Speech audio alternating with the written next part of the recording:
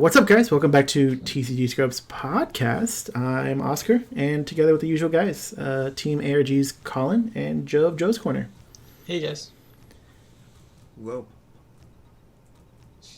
Okay, I guess that was a hello. Guys, as usual, thanks for joining us. And if you'd like to support the channel and everything we do here, especially this podcast, definitely visit Happy Little Hug Factory. They help us do so much, and visit the link in the description down below. You can still pick up some starter decks, maybe. This comes down on Tuesday, record Sunday, could be out of stock. But check it out. See if they have any, if you're looking for some still. They have the all 5 starters going now for $70. And if you're still looking for the first set, the very first box, they should have some of those in stock as well. And those go for $80, right? You pick up one of those for $80, and that's usually it's free shipping, right? It's all within the U.S. And also, if you would definitely want to help out in other ways, patreon.com/TCG Scrubs. You can help us. Patreons help us get this on all types of platforms for everybody to listen to. I know some people who listen to this listen to only the audio versions of this, which was totally cool. But I keep blanking. I'm sorry. They also help us upgrade our equipment. I had mic audios last week. I don't know if anybody noticed that, where if I was too loud, it was really blown out.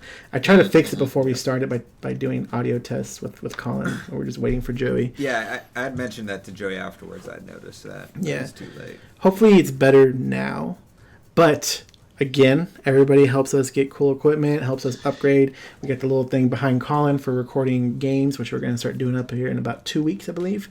Record some games to get them up, but patreon.com/TCG Scrubs. If you'd like to join those guys, and yeah, you know, I was noticing I had some issues recording the pre-release primer, like a couple days ago. Mm-hmm. It was like during the dead space, it sounded like a little like chirping. I don't know. I'll have to see if it does it. Make sure it's plugged in all the way, buddy. Here. Yeah, I haven't watched it at all, so I didn't even know. Wow. Oh, really? Joey, how many of my videos do you watch, huh? How many of our videos do you watch? So. Uh-huh. Which, yeah, that's something else we can talk about for tonight. So we have some stuff that we're going to go over. The pre-release. So this was pre-release weekend. Joey, how did yours go? Oh, it went great. I filmed pre-release primer, and that was it. So, all good. Opened tons of packs up. Colin, do you want to go over yours? Actually, you know what? Let me go over mine, because Colin did great. I didn't. So he can be the best for last. We went. It was awesome. We had 7 people turn out. We're still sitting there rebuilding our locals, hopefully getting some better numbers going forward. I guess we should be happy we even have the 6 or 7 people we do have. I opened the packs up, got some cool stuff. It was mostly okay, what do I have the most of that can get nearest to 25 the quickest? And it was default green. I defaulted to green because it had those 2 cancels in there, those 2 chant rune cancels. Mm-hmm. And then I kind of built off of that. Yeah. But sorry, I got distracted with the clap. I thought I heard a clap soon. I hit my watch on the. Oh, okay. Anyways, I built off of green, kind of going green, red, and white with mine. But yeah, it was okay. I think I finished second to last or third to last, something like that. I wasn't really sure. But cool. Colin that's not bad. Placed second. I played against Oscar. Yeah. Yeah, I got second. Oh, good job. It was because I was undefeated until the very last game of the last round. I played against Melissa, and I won the first game, and then she won the second game, and then we ran out of time, so we couldn't do a third game. So, it was pretty. Huh? Did Melissa get first? No. Oh. She got third. She got third. Yeah. Okay. That's pretty good. So it was pretty cool. I went. What did I do? I think my main color was black, and then it was pretty even distribution of black, green, and white, and then I had 1 red card. Both in my main deck and 1 red card in my rune deck.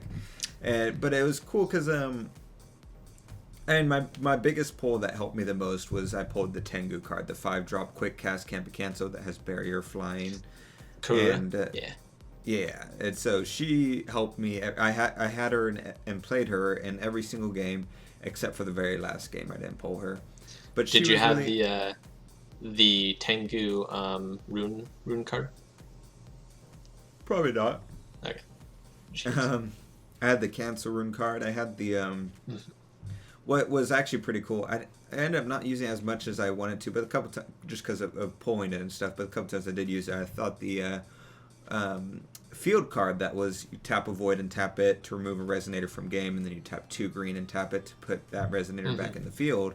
And so it was a great way to blink stuff up that was about to die, or there was a lot of minus counters in this format, so stuff was just becoming really low, useless stuff, so blinking it out and then blinking it back in essentially was cool to do on the fly for only 1 will. It was easy to do. In response and triggering enter effects again was cool. I had the darkness resonator that was 4 cost. It was like a 5/5. And when it enters the field, all resonators your opponent controls gain -5/-5. I said that was a really good card. It was. No, because I comboed it. I had that, and I also had the field card out that made non-darkness resonators have -2, so I was able to make that have -7. And then if I needed to hit the field again, I would blink him out with that field card and bring him back in, and it would -5 the field again, so I can continue doing what I was doing. So there's a lot of cool combos in the deck. So I think it's just a lot of good. I didn't actually pull that many great stuff, but did you have the 3-cost destroy target resonator card? The 4-cost destroy target non-darkness resonator. No, yes. Yeah. I pretty much put like Karura at like second or third best. Like it was between her and Azazel, who I thought who was second best. Is that the 4-drop? Yeah. I had that one as well. Ooh, yeah. No, I only pulled it. I only played it I think once or twice the entire time for some reason. I was just pulling Tengu all the time, but not that one. No, Tengu. I think Tengu was a little better. Better is a bomb, but I think Azazel did more work if you got her if you got her cost reduction and everything, and then when she comes into play, she does a lot of good stuff. The cost reduction doesn't happen too much inside of Limited until late game, at which point the amount of will doesn't really matter at that point. True. Yeah, that's cool. No, it was a lot of fun. I was telling Oscar, this was probably one of my favorite just to play pre-releases, just because the set I think lends itself really well to Limited, especially with the rune deck and stuff. So even if you pull not great cards, having that consistency inside of your rune deck helps you a lot. Like granted, I did pull Tengu and the other one, the 4-drop and stuff, but it wasn't like there's people who drew a lot better cards than me and stuff like that, and I have a lot of filler cards that were okay, but because they comboed really well, especially inside limited format, like the 4-drop that grabs tokens. There was one game where I had that, it drops tokens, and I had the field card that buffed Darkness Resonator. So there were 3/3 tokens, and I had the field card that everything gained Eternal during my turn. So every turn I was just swinging with 3/3 tokens that couldn't die, and then passed, and my opponent could either try and kill just tokens that aren't that useful, and then they're useful, but they're taking a whole set of moves to destroy the token, in which case I win. As far as exchanges goes, or they don't, in which case I have indestructible 3/3s when it comes into my turn, in which case I still win. So it's fun little combos like that are built into there, and then being able to have the consistency of the rune deck. I had the cancel rune, I had the I put one of that 4-cost destroy non-darkness resonator in my rune deck, which it becomes a 5-cost, and different things like that. Who would you say VIP was for the whole time? Like the best card? Mm-hmm. It was probably Tengu, just because of how versatile it is. Yeah, it was pretty annoying knowing I couldn't destroy it because it had barrier chant. And you tried to cancel it. Yeah, tried to cancel it. I didn't know I had that can't be canceled thing on it. That's funny.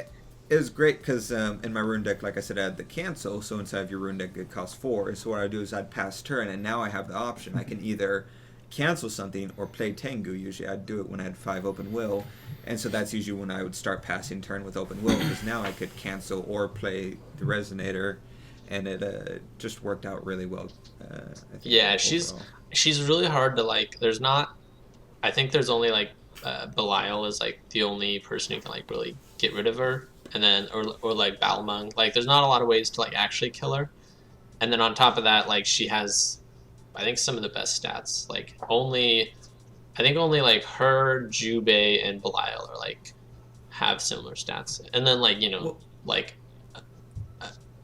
Like Anubis is also has it, but she doesn't have flying. So, and there's like one or two other things. But which divinity ruler did you guys go with? Good. I went with the 5 divinity, 3 counters. I went with the 6 and 2 counters. I would have preferred 3 counters, but I did the math, and almost every game I figured I would pretty much use 6 divinity at some point, because I had a 1 divinity, a couple 2 divinities, and then a couple 3 divinities. So just math wise, I'm probably going to do 6 every game, so I didn't want to get stuck at 5. And it made sense. If I went through all my games looking at them, like the most of them ended where I had 1 divinity left because I played 2 runes, Yeah. something like that. Did you guys like put off-colored runes in your divinity deck? I mean, Like yeah, you have passive to when you with think Solomon? about it. It's like you have to put all these different colors in because you're trying to make as best as you can. Right. With Did you get to Yeah. cast those? Yeah. Okay. Yeah, I had what did I have? I had black, yellow, green, and red in my rune deck. So, yeah, I think because I didn't have. What color am I missing? Blue. Blue. Yeah, I didn't have blue. Yeah, so I had 4 color rune deck and a 3 color deck with the exception of 1 red card. That's really interesting. I'm hoping more people like respond and stuff to get back to me on my video. I get to see like what other people experienced. Yeah. I thought it was going to be a really cool like experience and stuff, and really cool pre-release. Yeah, no, it was. Cool. And our playmats were Italian. Yeah. Colin got one of the, because we had 2 playmats, so one of them's given the first, one's raffled off to somebody else, and Colin won that one. And we're trading Won it. a raffle. Yeah, I'm trading him the playmat for my full art Lancelot. Yeah. Speaking of pre-release happening this weekend, what else happened this weekend, Oscar? The World's Grand Prix, which Oh, really? it seemed like it was doing pretty well. I was tuning into the stream on Friday night while I waited for Colin to pick me up. We're heading out of town pretty much to a convention. I'll just leave it like that. That we're going to. And then they came super late, but I was able to watch like the first 2 rounds of the WGP. And it's cool because there's about 125 people watching at one point, which I thought was pretty good. And yeah. Here There probably is- would have been more from what I've seen. There might have been even more watching if it had been able to be on YouTube as well, because not everyone uses or likes Twitch. Especially like me, I'll be watching YouTube and I'm able to turn my phone off and just like audio listen to stuff until I'm able to turn my phone back on. You can't do that with Twitch. You have to keep your phone on. So like little things like that make it so that I don't prefer Twitch very much. So I was going to go over some of the numbers real quick. I do have to say, though, a couple of these numbers are wrong. And I'm realizing now I meant to correct it, and I was going to correct it later, but I didn't do it on time. We forgive you, Oscar. But so everybody listening to these numbers, you can comment below for the accurate ones if you happen to know them. If not, I'll have fixed it on the website later. If you want to see these results, just visit our website, tcgscrubs.com. Go to the top 8 deck list and look for the World Grand Prix 2018 post. If you're on desktop, just scroll to the very bottom and it's the very last one. If you're on mobile, good luck.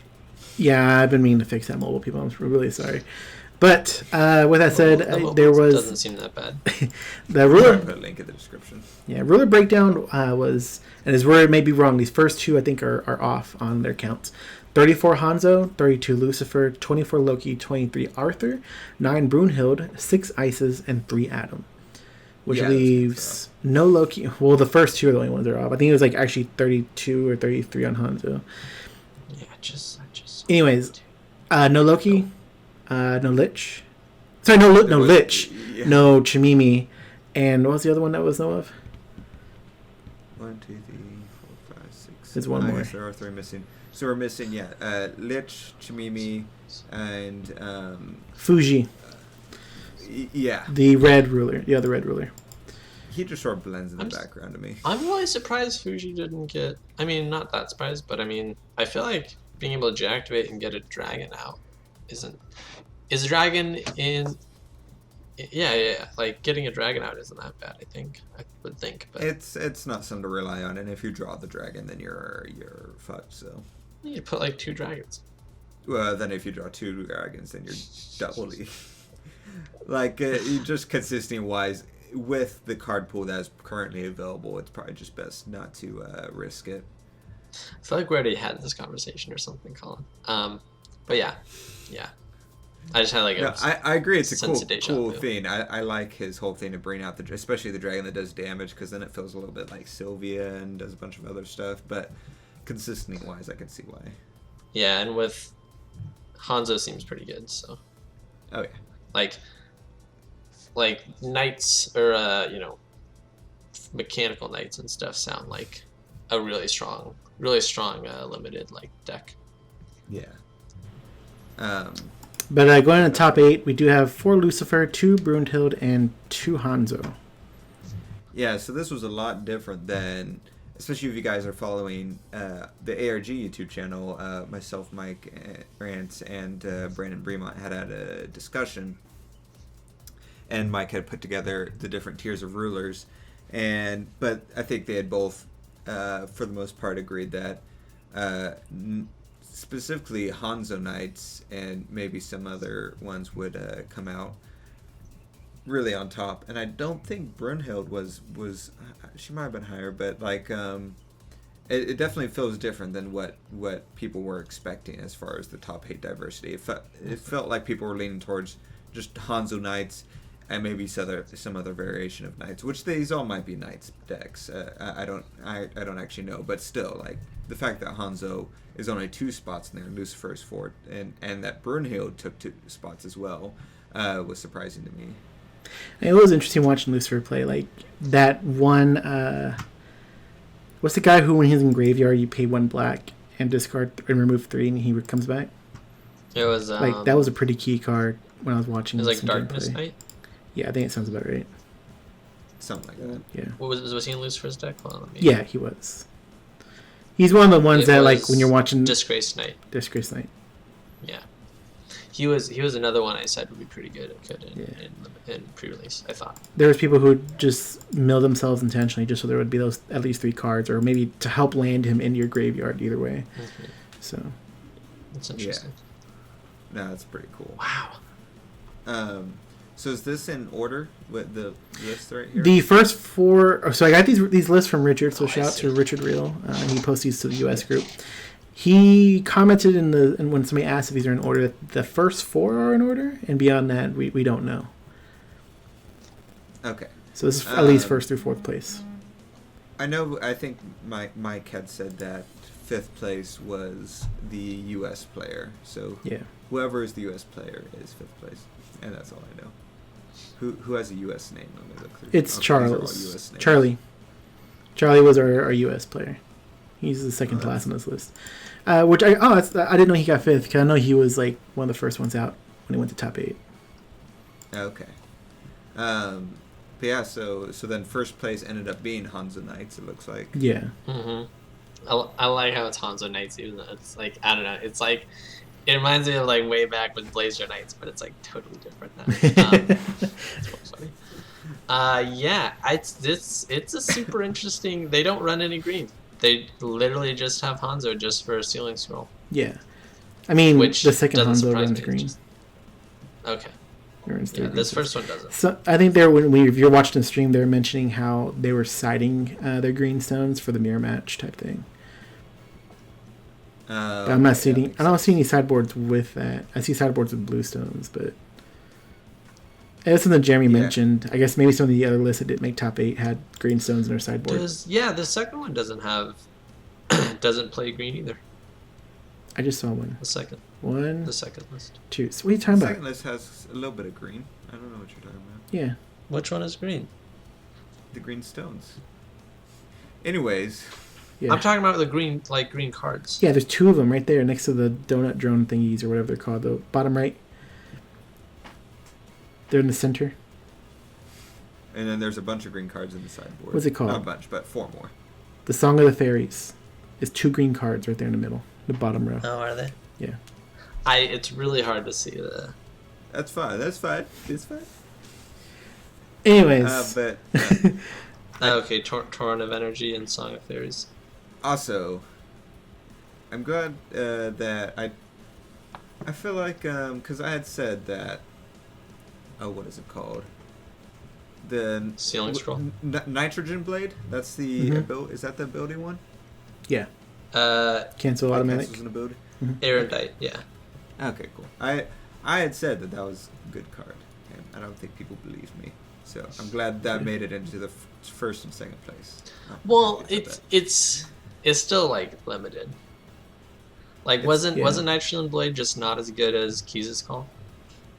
No, it depends, because Keys' Call is 1 cost, cancel ability, draw a card. This is 1 cost, cancel ability, awakening of 2 more to destroy the resonator that you cancel the ability of.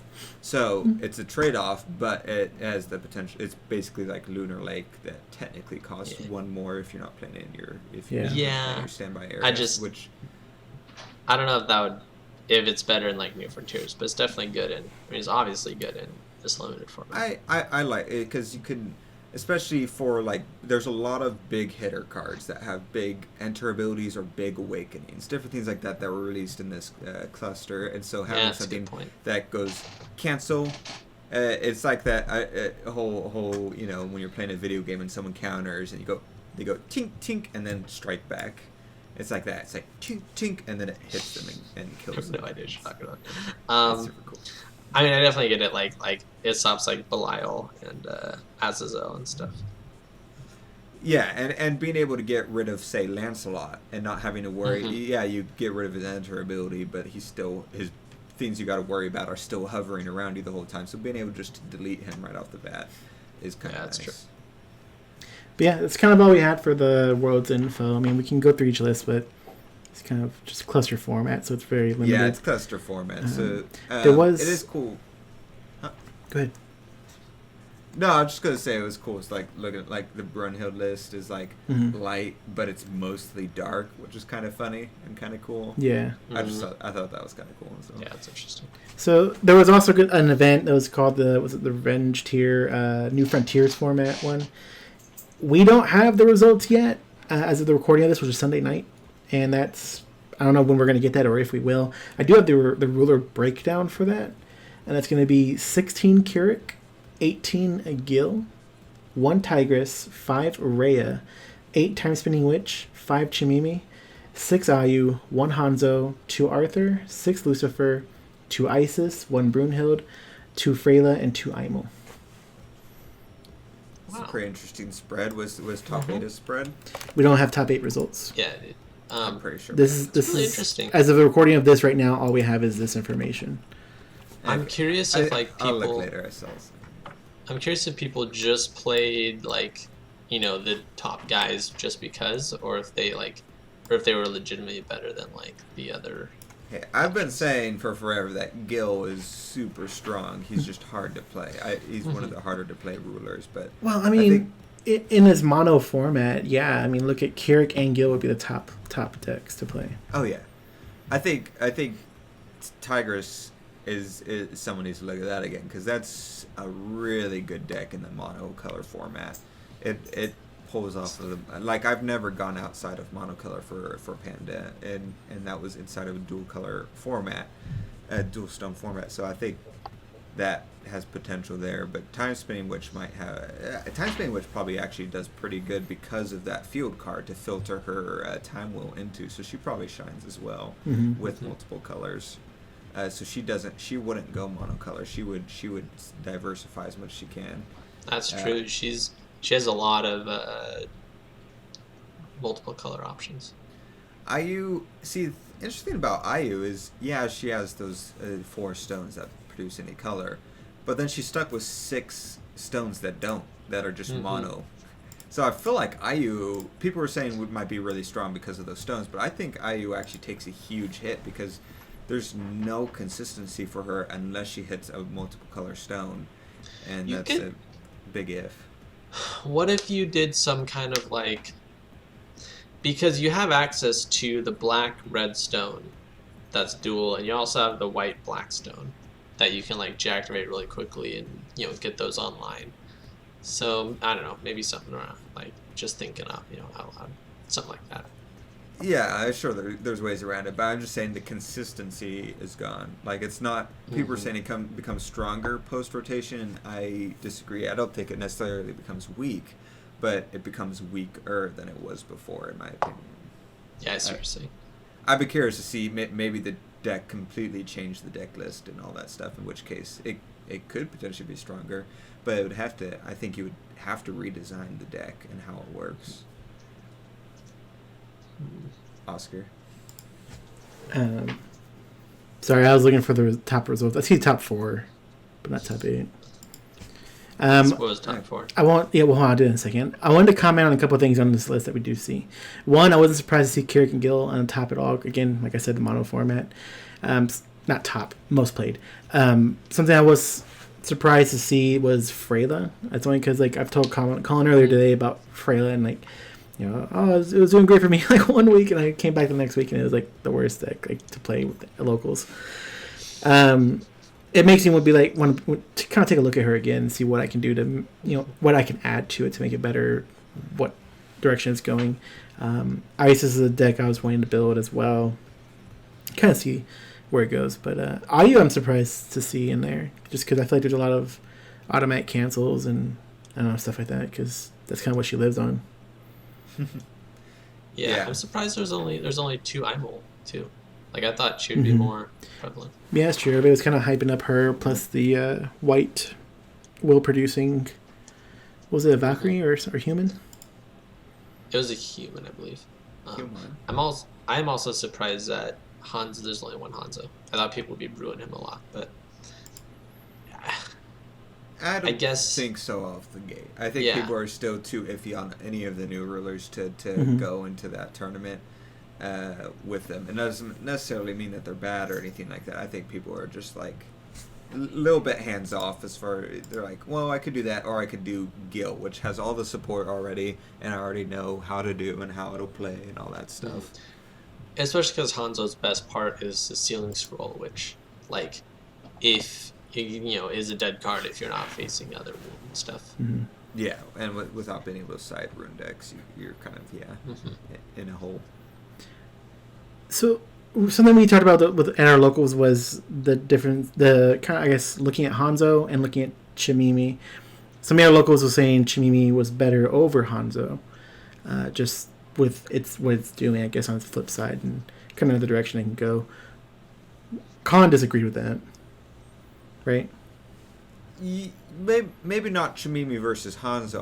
I don't know about that, but just overall of it being one of the stronger rulers. Yeah, sorry, not versus and they're fighting each other. Just comparing one to the other as an option is what I'm trying to get.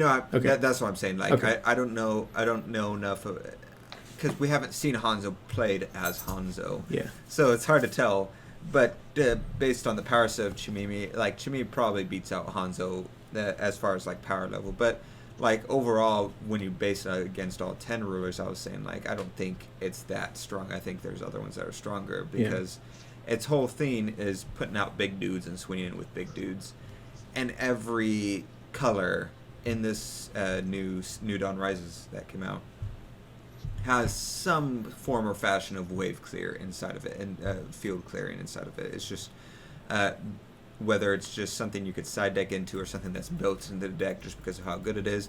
It has ability cancels, they have regular cancels, they have different things that can counter everything that Chimimi does. And so Chimimi, it can go off. When it goes off, it'll be big, it'll do a lot of stuff. But I feel as of right now, I think other stuff just works better and isn't as off. If you go and you counter someone else's combo, if you wipe someone else's field, it steps them back a turn and then they jump back. Whereas Chimimi, I think it puts them back a lot farther if something like that happens to them.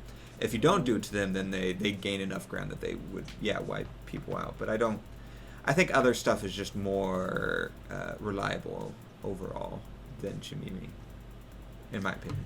Yeah. And, I mean, you're saying compared to the other 9, but compared to this whole list, if you're to play New Frontiers, you're saying there's better options besides a Chimimi deck. Mm-hmm.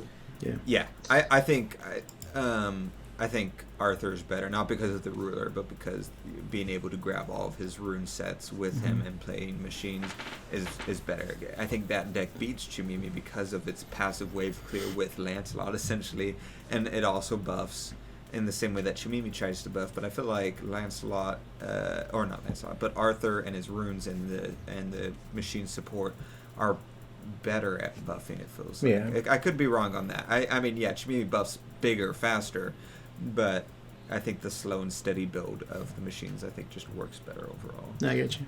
I see what you're saying. Like I do kind of get that. Like off the top of my head, I feel like Arthur has a better like mid-range build than Chimimi does. But I don't know. I don't really like. I do think that like slow and steady mid-range, like playing good stuff options is like really, really strong, anyways. And like especially with like Chimimi's hippos and stuff, like that's really like that's pretty scary. Like I don't know. I think there's just some stuff that Chimimi does have that is really threatening. Well, I mean, looking at this top list, there was at least 2 Arthurs. I guess you can expect to do better than the Chimimis, I guess. But looking at top 8 or top 4 at least, we do have 2 Gil. So I guess not huge surprise that they made it through. Who's the other two? 1 Ayu. Okay. Ooh. And then the other was a Chimimi. Just why I was bringing that up.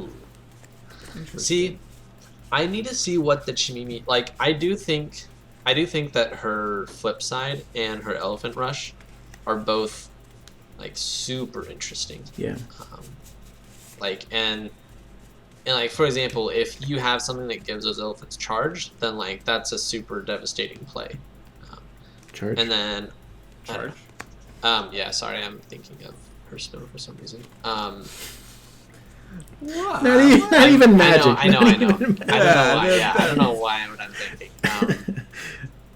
Well, because like the name of the card is Elephant Rush, so I was thinking like charge, Yeah. No, Yeah. swiftness. It's hasty magic. I was watching. They had a magic Worlds was going on this weekend too. But So I was watching for that. yeah, no, the Elfin Rush is good. I mean, I feel like a black deck should be running, or at minimum side decking stuff like Black Tear still. I don't think any reason to throw those cards to the wayside. They're still good. Those and Elemental Uprising and stuff counters some of these decks in some fashion. So I'm curious why. Black Tears is it quick cast? No. No, but it's still. Yeah, see, but that's the whole point. Like those elephants, like with swiftness, are gonna like you can't stop but that. If you give them swiftness, that means you're at minimum have 6 or 7 open wills, turn 6 or 7, because it's 5 for that master room, and so it's at that point, yeah, you should be losing at that point. If you're going against a Chimimi deck, that's whole thing is doing big bodies and throwing them at you, and you haven't defeated them properly by turn 6 or 7, or at least been, they have Elephant Rush, so if you haven't prepared for that or anything like that, then I mean, yeah, if you're being killed by Elephant Rush with swiftness, then you're sort of. I don't even think Elephant Rush is probably like the whole reason people are winning with that deck, anyways. But yeah, no, I'd be curious to see because it's New Frontier, so it could be like 90% Ray Cluster and then 10% new cards and stuff, and so.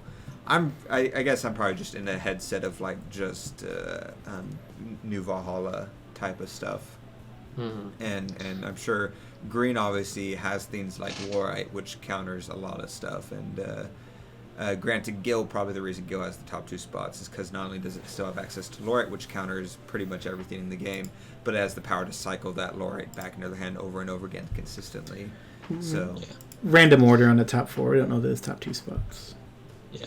Yeah, I'm just saying top. It's in top the top 4. 4. Yeah. 2 in the top. I'm thinking that like my thinking, like what I want to be looking at is I'll probably end up with Chimimi because I want to do some kind of I want to do red green aggro, which I think is I feel like that's what this Chimimi deck is, and I want to play like the Ataraxia, City of Verdant Green, and like I want to play those like they're strong like beast dudes and stuff, and like sandworms for example, and like all those like really valuable swiftness guys.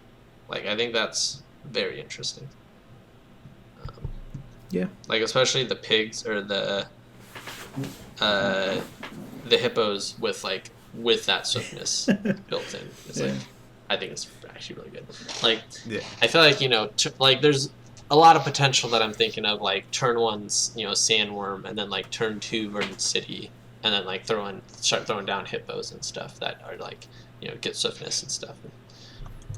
But I don't know. I'm more curious how that IU got past 18 gills. Because, like I said, Gil not only has Lorite, but can Psycho out Lorite. And Lorite hard counters a proper IU deck. So I'm curious how the IU worked to get around that. And maybe it's not, maybe it's not reliant on the one turn OTK. Maybe it's different sort of playstyle that's taken advantage of the multiple colors that it has at its disposal to do other win conditions outside of just IU perhaps. But I'm curious what the IU list is and what they did to get around those gills specifically. Because I can see how it gets around other stuff. I can see how it gets around Keurig and Time Spinning Witch is pretty easy to get around for it, I'd assume, and stuff like that. But yeah, I like how we got like worlds breakdown and like, hey, this is like the limited pool of worlds and this is who won, and we spent like 5 minutes going through that, and then we got this like revenge tournament and New Frontiers, and we spent like the last like 15-20 minutes. Well, like, I mean, it's way more interesting. I know. It's what everybody wants just, to see. I thought it was really funny. Yeah. Okay, I mean, granted, whatever it's called, the stupid tournament they do at Worlds turned out a little bit better than people were expecting, but it's still a stupid tournament at the end of the day. It's a stupid format, should I say? It's it's you can talk about it, but the relevance of that lasts a whole negative 12 hours or whatever the tournament ended, and that conversation's irrelevant now. But so the New Frontiers tournament is definitely more like, hey, just off the top of their heads, within 3 weeks or whenever since it was revealed, here's what some of the best players in the world think are the relevant decks and how they do against each other. So it is interesting to see that, and the fact that one of the I would assume, obviously I don't know if we have much reference for this. Nice, Oscar. I hear your dog. But I would assume this, if we played a New Frontiers tournament each year at Worlds when the new set came out, I don't think we would have ever seen a ruler from the new set anywhere near top 8. Gosh, your dog is itchy or something. But the fact that Chimimi made it not only to top 8 but also top 4 is really interesting, and I think is really good sign for new Valhalla, because not only does it show that instantly it was able to hold its own without new support and stuff like that, but we know, especially inside of a Chimimi deck, that's not because that I know of anything too crazy or strong that they just threw in and Yu-Gi-Oh'd out, where it's like, oh, it's just stronger than the last one, period. It's just is able to hold its own type of thing, and it's able to play in combo, and combos should always beat single strong cards. That should by definition happen. So if it's beating other things with combos, that would be super cool as well. I want to see what Chimimi's runes are now. Well, you don't get to. Yeah, I do. I'm doing it right now. You can't stop me. Oscar, stop him. You are stopped. Okay. Okay, I figured out where I went wrong on the ruler breakdown for World Grand Prix. So I said originally 34 Hanzo, but it wasn't. It was 33. And then the Lucifers, I said 32, but it was actually 22.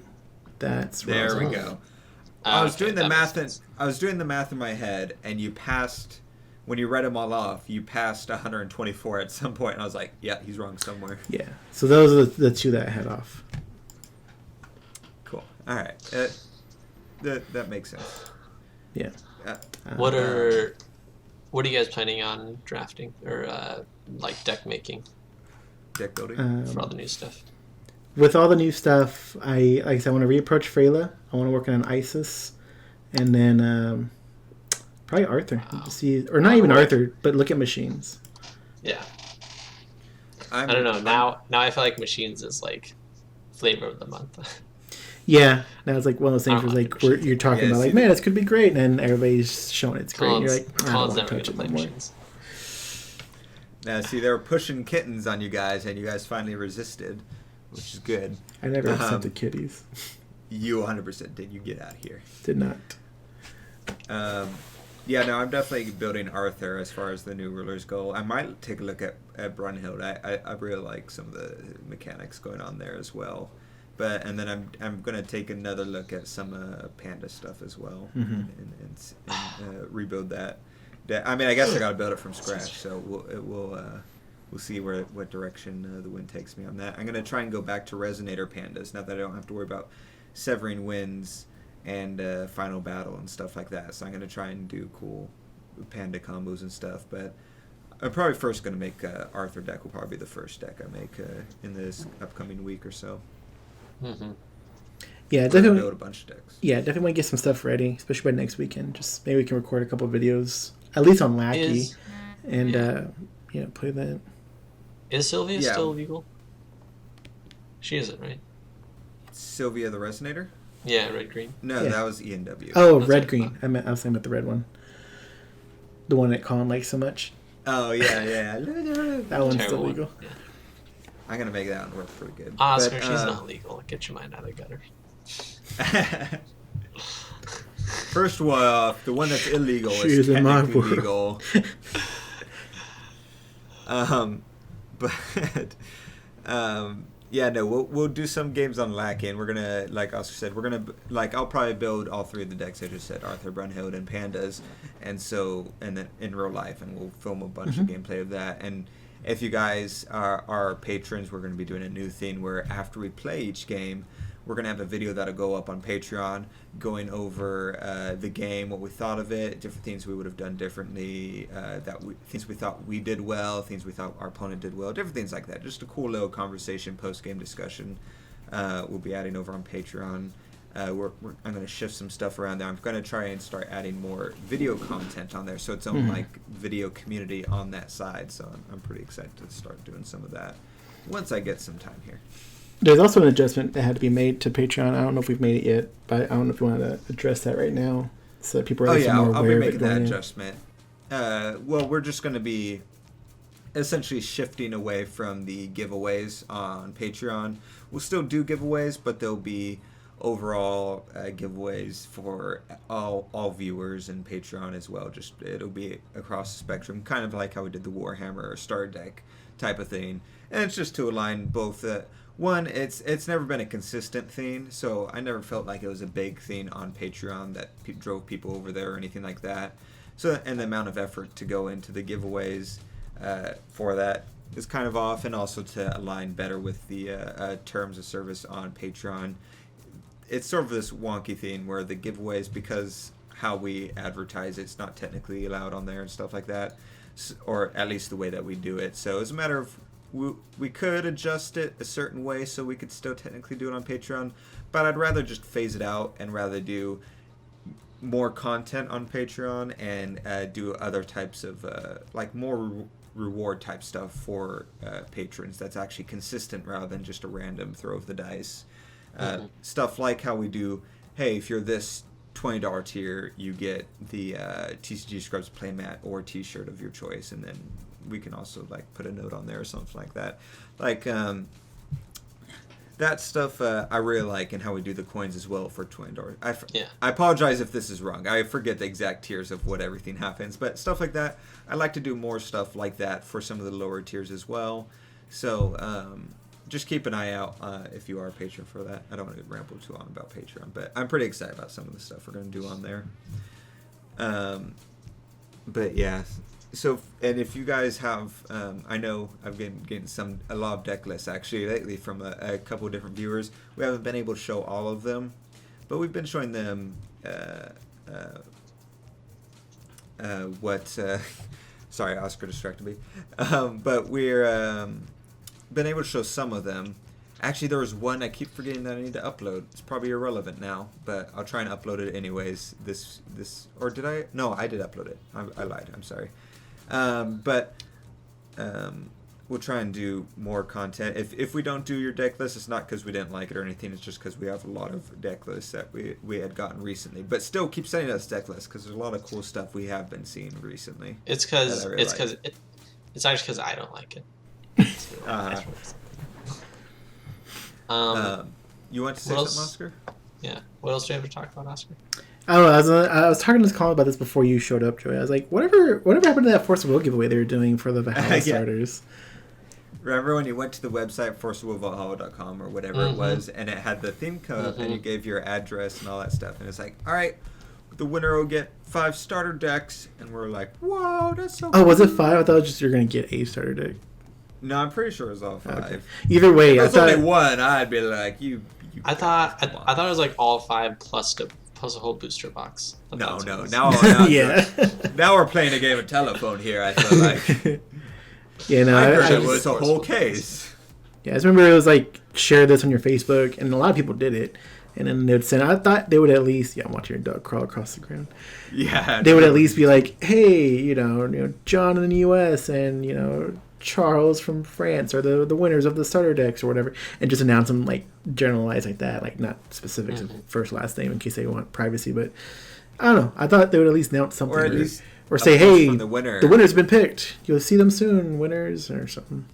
Yeah, the winner being like at least posting being like, oh man, thanks Force Will for doing this. Yeah. I mean, granted, I guess we would only see that if it was a U.S. player that won, but. Well, I'm in groups all over, and I haven't seen it anywhere. Yeah, exactly. I mean, and like you know how often like a lot of those like posts of like, hey, look what like Ubisoft sent me, or look what Sony sent me, and those like kind of posts of like, oh, I like my I complained about this on Twitter, and then they sent me this. It's kind of similar to like.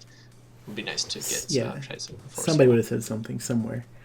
It's like you always see those competitions and you're like, do they actually pick a winner? I don't. How would I verify that they actually pick a winner? I mean, at least with I know Taco Bell picks winners because I've met people that have won like the PlayStation and stuff like that. So I'm like, all right, Taco Bell's good. I'll keep doing that. Keep giving, like you would have like not kept giving Taco Bell money. I know that was a terrible sentence. So the last thing we'll talk about for the evening would be a poll that Forceful held, where they're kind of asking 2 questions. The first one, and how was it presented? This survey in general, how did they do it? I forget. They're like, hey, here's a survey about the new set. And let us know who your favorite ruler is and who you think the strongest ruler is and different things like that. So they did that, and they posted an article on their website, but they never shared it to their Facebook post or anywhere. I don't even see anybody talking about this yet or how long it's been up, but the results are here. What's that? Breaking news. Breaking news, Colin. No one else is talking about this. But anyways, the first question we'll go with was, what ruler do you think will win WGP 2018? And I'll ask you guys, which one do you think it would be? Which one do you think, first of all, which one do you think would win? And what do you think everybody else picked in the world? I think well, I took this survey, so I think I picked No.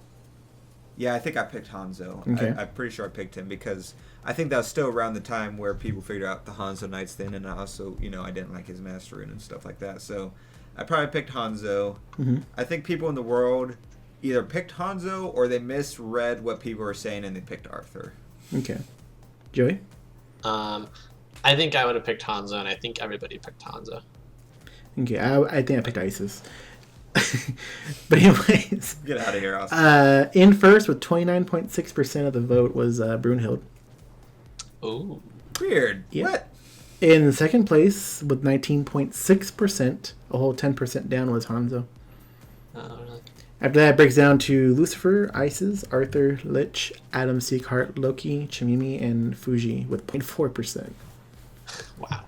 Weird. Poor Fuji. I mean, I do think Brunhild was probably like looking like she looked really good, like with a lot of her options and a lot of like her white support did look pretty good. I don't know about 10% greater though. I mean, granted she made it to top 8, But I mean, she didn't win, so they were wrong. So, And I guess for reference, for people wondering about these numbers, I think I added up because they show you how many people voted for each one, and I think it was a total of, I said how much, Colin? 450 votes. 454. Somewhere around 450. So it gives you an idea. Yeah. And, so what? 450? Like, what's 30% of that? I don't know. I don't. Oh math. my gosh. All right, continue. So 120 the people picked. 120 people picked. No. Yeah, I'll do the math. I'll do the math. Okay. Well, while he does math, if you guys are curious about other numbers, is 12.4% for Lucifer, 11.7 for Isis, 6.6 for Arthur, 6.2 for Lich, 6% for Adam, 4.4 for Loki, 3.1 for Chimimi, and again 0.4 for Fuji. Does he need more time to math? As 135. Yeah, so I was off by like 15. Probably because I didn't do. Yeah. Because. Well, yeah, because I took 10% of 400 instead of 450. Oh, which yeah, is where the 15 off. That's was. a cheat. You just had to add a point. Oh, okay, whatever. It's fine.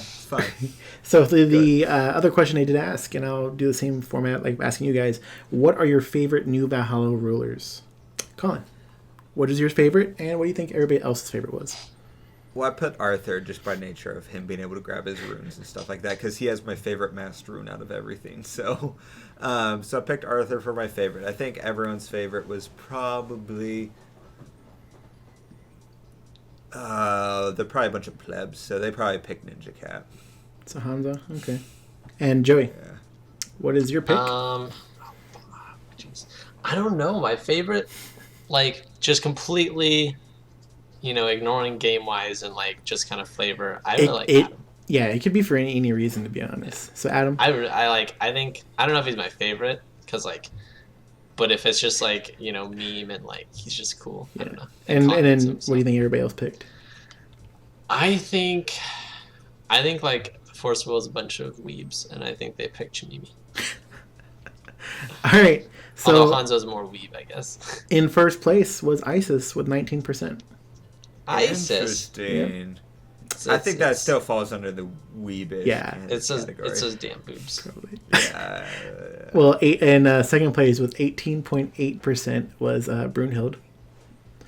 See, I was thinking, you know what? I bet people picked Brunhild for winning because they also like Brunhild. I'm surprised. I didn't know Brunhild was so popular. Yeah. She's pretty cool. I know I saw a photo of an LGS and they said Force Will's in stock, and then like that was I think on Friday, and it was showing the starter decks in their display boxes, and then they posted I think today like earlier like around noon. It said days not even over yet, and like they showed like most of their stock was gone, and the only one that was actually bought out was all of white. All of white was empty. Wow, Brunhild's taken the world by storm. Yeah. I guess they just needed to print like Valkyries. If we go break this list down further, it's going to be third place was with 15%. 15% was Lucifer. 12.1% Loki. 9.3% is Arthur. 8.6 is Lich. 7.1% is Hanzo. 4.9 with Chimimi. 4.2 for Adam Seacart. And 1.1 for Fuji. Yeah, Fuji is getting. He is not shit on the polls. To be honest, Fuji I just thought was super uninteresting, honestly. Yeah. But I'm telling you, they should have had a rune that gave him let him ride his dragon. I'm glad that people did not jump on the Ninja Cat train. It was being shoved down our throats that Ninja Cats are cool and cute. They are cool. People knew that they were supposed to like Ninja Cats, so they chose not to like Ninja Cats. I'm drafting Ninja Cats. Ninja Cats is the new panda. Trash pandas. Trash cats. Trash cats. That's what I'm doing. Yeah. But that's pretty much all we had for tonight. You guys have anything else you want to add? Anything you want to say real quick? Joey? No. Okay. All right, guys. I met the doctor. Oh yeah, we were busy this weekend. I didn't get to update the website while Worlds was happening, any of that, or keep up with a lot of stuff. And I know some of you were messaging you on Discord asking, and I can only give you so much information because I didn't know so much. But yeah, we were at pretty much Wizard World's convention in Austin, and that was where he met the Doctor. Got to sit in a panel and listen to him talk. It was pretty cool. Yeah, Ooh, the that's 10th kinda cool. the 10th Doctor, in case people were interested. Yeah. He's super cool. Has a Scottish accent. Didn't know that. 12th was there as well. Does like Yeah, I saw a little bit of the 12th. Yeah. so is his and- accent different than the accent he has in Doctor Who? Yeah, the Doctor Who accent's British. It's a Mm-hmm. subset of British. I mean, no, I assumed But he he was has- like actually British. That's why. No, he's super No, he said it was Scottish. forced. Yeah. Yeah, I was like, man, he's so cool. But yeah, I should- But, and that's where Colin got that Google shirt he's a wearing. Video of him talking. Yeah. It has memorabilia from all 12 Doctors. Except for. Oh, yeah, it's missing the 6th Doctor for some reason. I don't know why, and I'm pretty bummed out about it, but still. But yeah, that was our weekend. And I hope you guys enjoyed the podcast, and we'll see y'all next week. Mm-hmm. Bye. Pew, pew, pew.